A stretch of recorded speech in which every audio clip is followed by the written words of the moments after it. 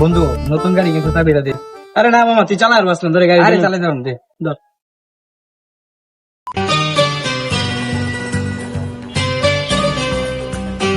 গাড়ি চাবিটা কই ঢুকায়? ঠিক আছে এমনি চলবো। থাকবে 1 মিনিটে বাইক চালানো শিখাবো।